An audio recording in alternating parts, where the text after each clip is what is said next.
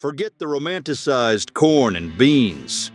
Native Americans faced the brutality of nature, creating survival dishes that would shock us today.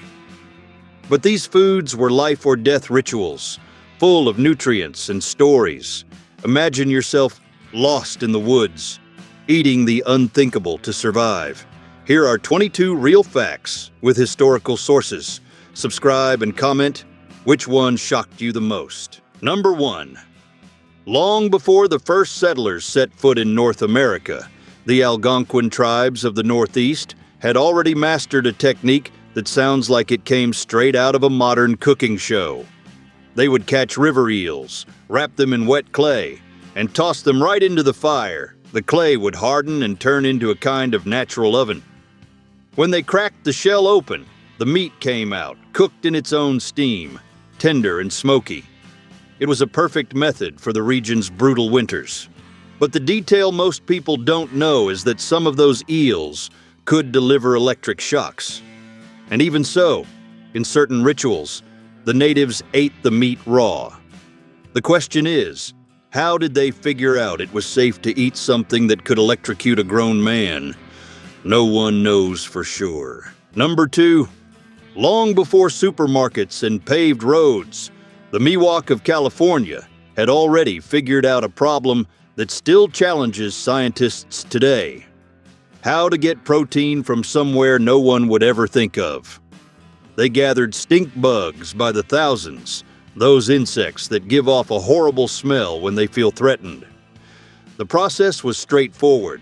Stones heated in the fire worked as a natural grill. The heat got rid of the chemical responsible for the stink and turned the bugs into a crunchy, nutritious food. But here's the detail most people don't know. Young warriors would swallow a few while they were still alive before battles. The belief was that the insect's defensive venom would pass into the warrior's body, making him disgusting to enemies. During droughts, when game disappeared and rivers dried up, those insects became the difference between surviving or not. Number 3. Several tribes in California, including the Yokuts, developed a diet centered on acorns that went way beyond what we imagine. They ground acorns into flour, but when those acorns rotted and attracted larvae, nothing went to waste. The larvae were collected and cooked along with acacia flour in a stew that fed whole families during the hardest months of winter. The know-how of which larvae to use and how to prepare them was passed down from generation to generation, usually by the oldest women in the tribe. But the detail most people don't know is that some of these larvae were also swallowed alive as a way to treat internal problems in the body. To them, that was medicine. Number 4. The Hopi, who have lived in the American Southwest for more than 1,000 years, developed a recipe most of us can't even picture. They mixed fresh blood from hunted animals with boiled corn, making a thick, dark broth. But here's the detail that changes everything. This wasn't just food. After a hunt, the tribe's spiritual leader would lead the preparation as part of a fertility ritual. The belief was straightforward.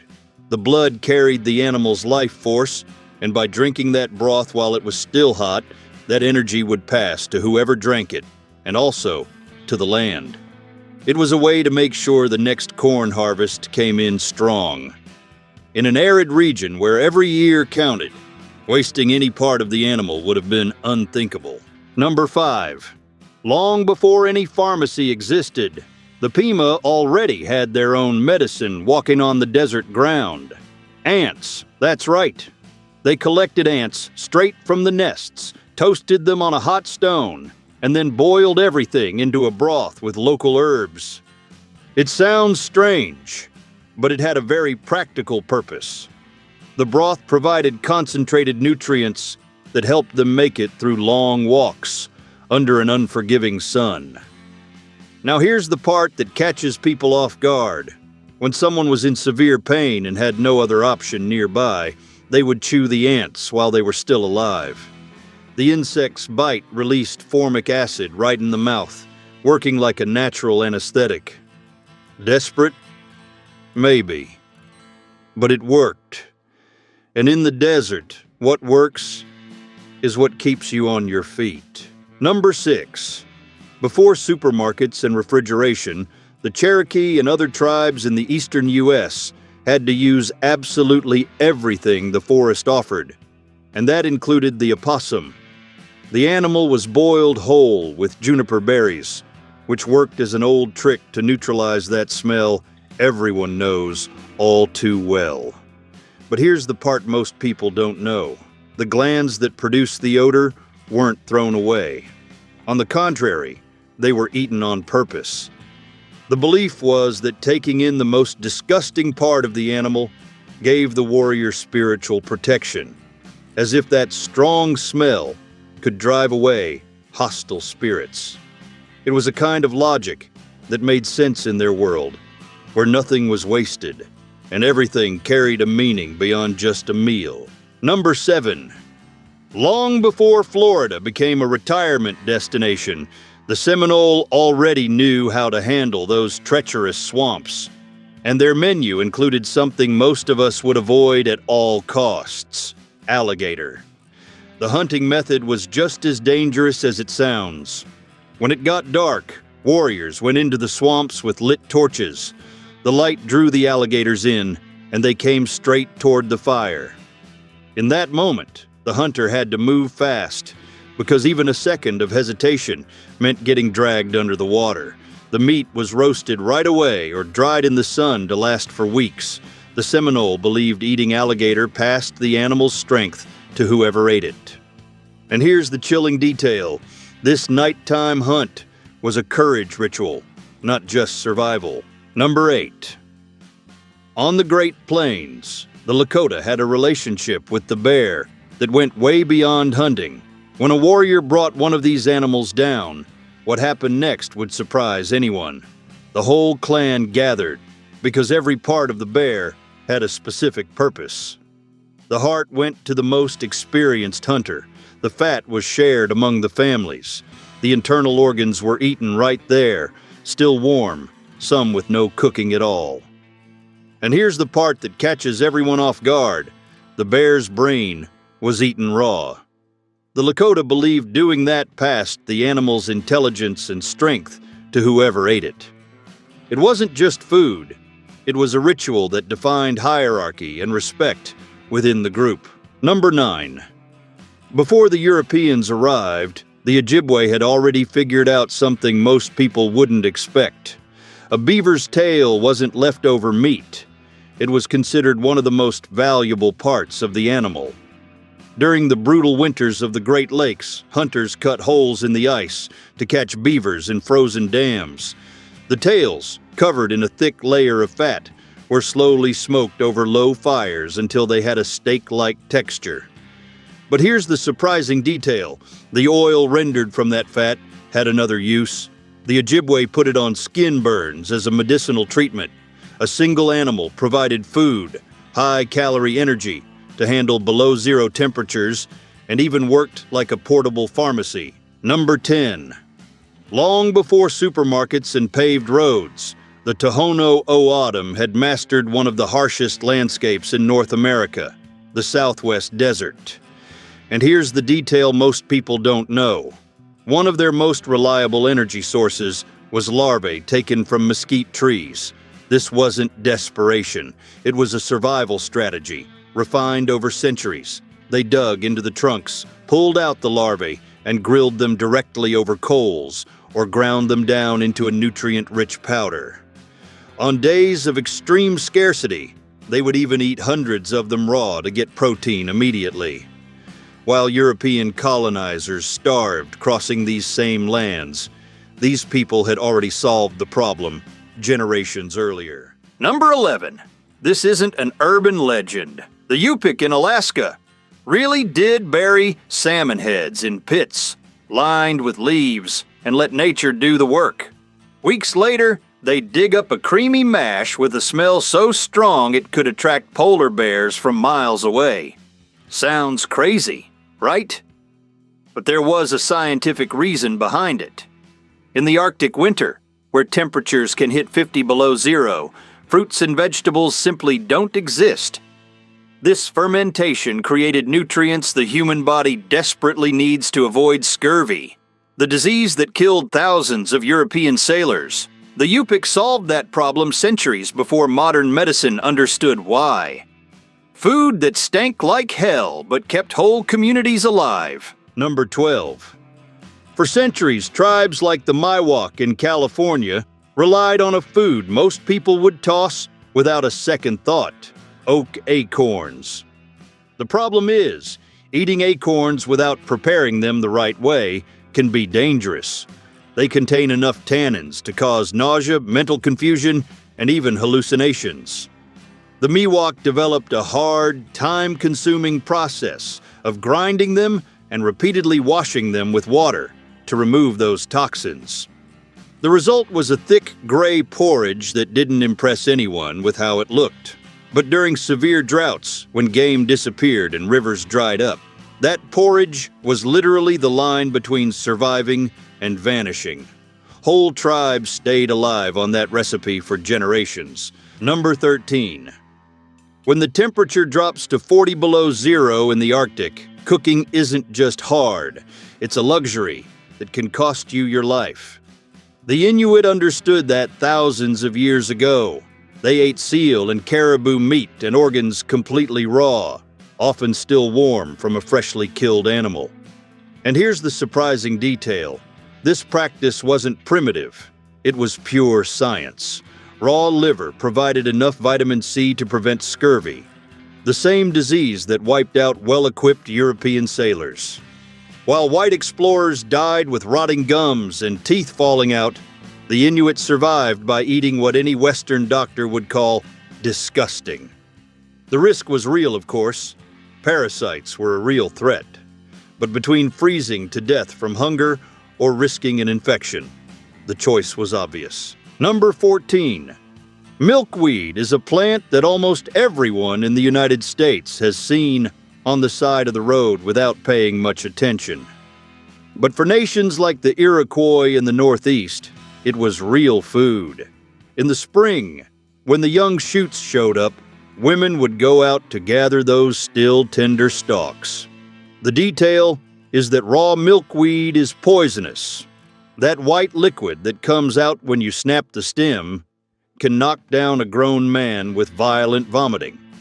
So preparing it required a strict process of boiling it multiple times, changing the water each time to get rid of the toxins.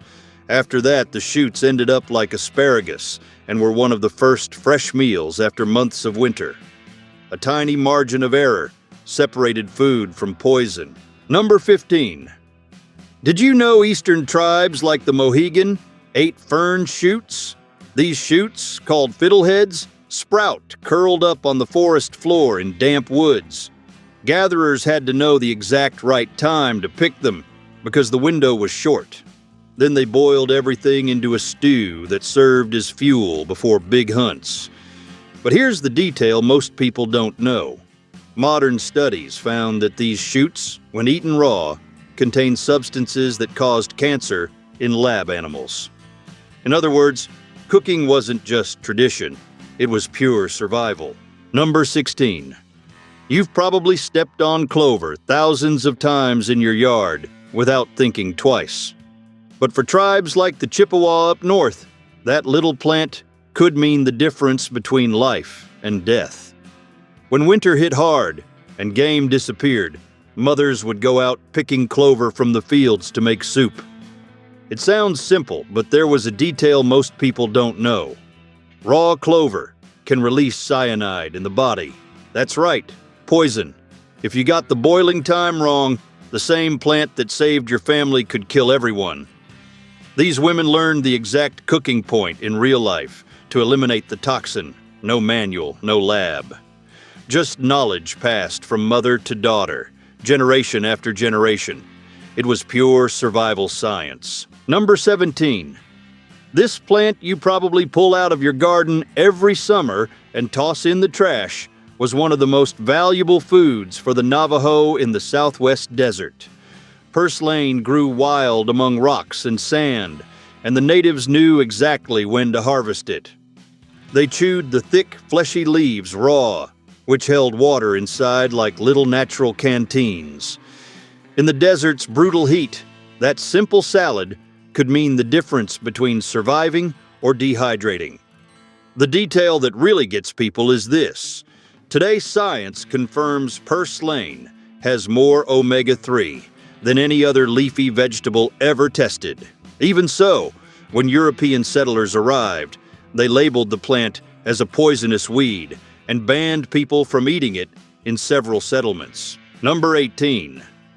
Long before coffee ever made it to America, tribes like the Yokuts in California already had their own drink to wake up the body and sharpen the mind.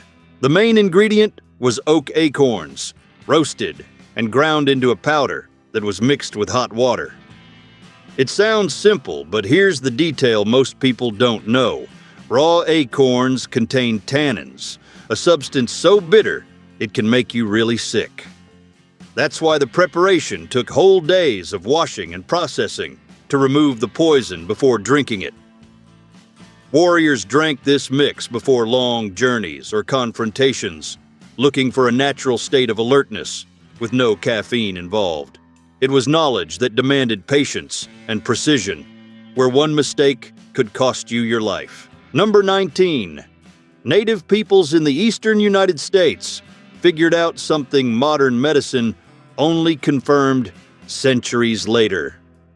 Witch hazel, a common plant in the forests along the Atlantic coast, was boiled and turned into a tea that healers used to treat everything from battle wounds to serious intestinal problems. The process was simple. Leaves and bark went straight into boiling water inside closed tents, where the steam was also part of the treatment. But here's the detail most people don't know. If the dose went too far, the tea caused intense hallucinations. Some healers used that on purpose in rituals. Today, witch hazel extract is in drugstore products you've probably bought without knowing where it came from. Number 20. The Powhatan of Virginia relied on a root called tuckahoe, found at the bottom of swamps. The gathering process was risky because the ground could swallow a person if they stepped in the wrong spot. But what makes this story really interesting is this. If you put a raw piece in your mouth, it caused such an intense burning feeling that it seemed like poison. The native people figured out that cooking it for hours removed this toxin, turning something dangerous into an essential source of energy to survive the winters. With no supermarkets, no roads, these tribes had mastered a kind of food science that many modern scientists only understood centuries later. Pure knowledge passed down from generation to generation. Number 21. Long before the colonizers arrived, the Algonquin tribes of the East already had a custom that still surprises people today. They harvested corn before it was ripe and ate it while it was still green, sometimes raw, right off the cob. Women were responsible for deciding the exact moment to harvest, and they often pulled the ears weeks before the ideal time. The reason was practical. Waiting for the full crop meant risking losing everything to frost or pests. So they ate early, as a way to make sure they survived. The problem is that raw green corn is extremely hard to digest. It caused severe cramps and inflammation in the stomach.